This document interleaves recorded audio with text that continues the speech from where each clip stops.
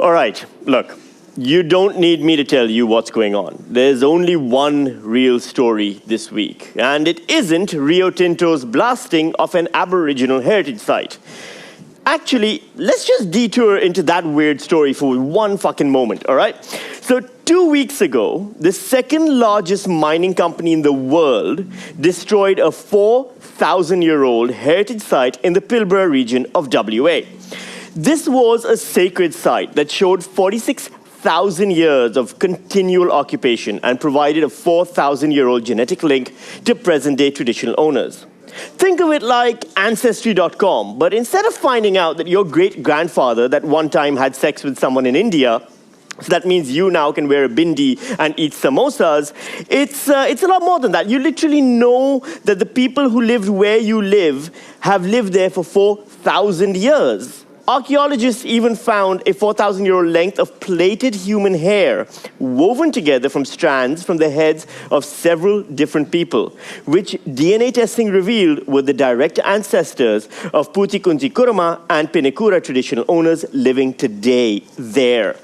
That's like if Ancestry.com said, we found out the name of your ancestor going back 120 generations, have his exact address, oh, and here's a lock of his freaking hair, take that 23andMe. Meanwhile, of course, my grandfather left me a jacket that I lost 2 months after. So, let's put this into context. What if a mining company blew up all of your family heirlooms, and the heirlooms of everyone in your suburb? And also the museum where all the historical artifacts of your entire people were kept. And now imagine how it would feel if the company that did that said, quote, clearly there was a misunderstanding. Look, maybe there was a misunderstanding, all right? Maybe Rio Tinto didn't know the site had that kind of archaeological significance. If only they'd had a chance to watch the 2015 documentary called In Our Country, which is all about the unique value of the site. A documentary that was funded by, let's see, I've got it here somewhere. Oh yeah, there we go. A documentary that was funded by, Rio Tinto. They made a documentary about how important the site was, then blew a goddamn hole through it. That's some serial killer shit right there. That's like if Rio Tinto ever tells you you look pretty, you should probably start running. The CEO of Rio Tinto, Chris Salisbury, did say he's, quote, taken accountability for the destruction of the site. That's good. He's on the case, you guys.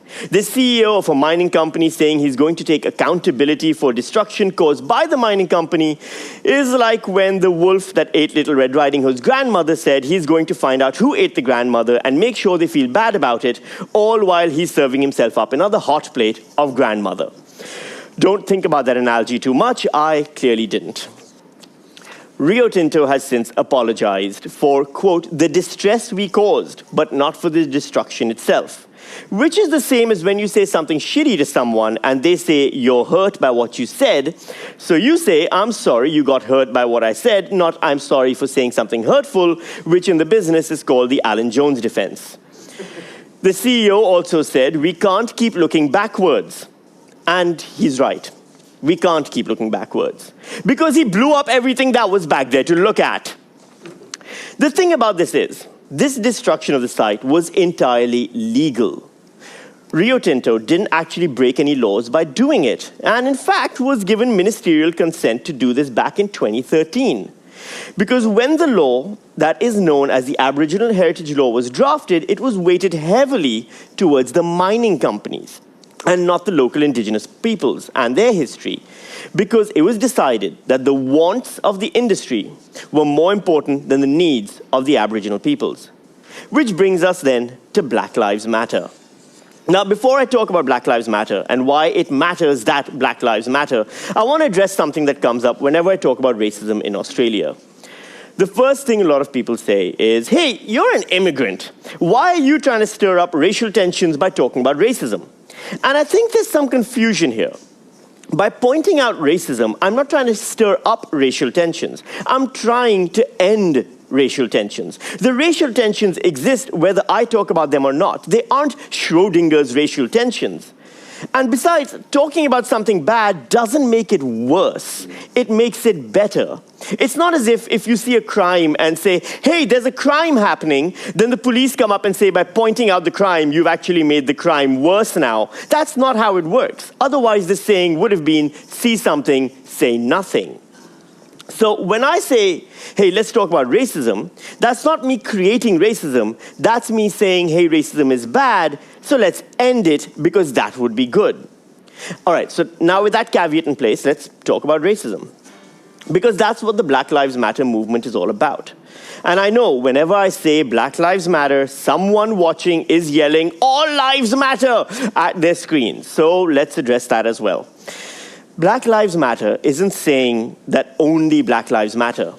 It's taken for granted that all lives matter. It's not like the Black Lives Matter movement is anti all other life. That doesn't even make sense. The only movement that says no other life matters is the Zombie Lives Matter movement, and those guys are real dicks. No, what Black Lives Matter is saying is, hey, all lives matter, but the way the system is set up, black lives are being treated like they don't matter, and that needs to change. So, when you hear someone say Black Lives Matter and you then reply with all lives matter, what you're doing is the equivalent of when someone punches you in the stomach and you say, my stomach hurts, and the person who punched you says, yeah, we all have stomachs. It's true, we do all have stomachs, but you really need to stop punching mine. Don't think about that analogy too much either. After the protests kicked off in America, they spread around the world. And today, they're here in Australia, in every major city. 500,000 people have marched in Melbourne to protest Indigenous deaths in custody. A lot of people have said we shouldn't import an American issue here, but I don't see why not. We import everything else from America. It's not like your iPhone was designed by an engineer in Ballarat. I think if we can all watch Tiger King on Netflix, we can also be okay with an American hashtag trending in Australia. Another concern is that the gatherings of so many people are dangerous during the pandemic, which is very true. There is a risk being increased here. And just try to remember that the next time Aldi has a sale on cast iron cooking pots. You can't complain about social distancing at protests, then dry hump a stranger at a farmer's market or your next evangelical megachurch meeting. It's not like it's without reason. Since 1991, there have been 434 Aboriginal and Torres Strait Islander deaths in custody. Actually, that number is now 435 because there was one in a prison in Perth today. And if that's not worrying enough, more than half of the Indigenous people who have died in custody since 2008 have not been convicted of a crime. So, why does this keep happening? Maybe because no police officer was ever held criminally responsible for it. And the reason that happens is because the investigation into the deaths is conducted by the police themselves. See, expecting the police to hold someone from the police accountable for deaths in custody is like asking Rio Tinto to hold Rio Tinto accountable for blowing up a heritage site. And that's an analogy you can think about. I'm Sami Shah. This has been The Isolation Times.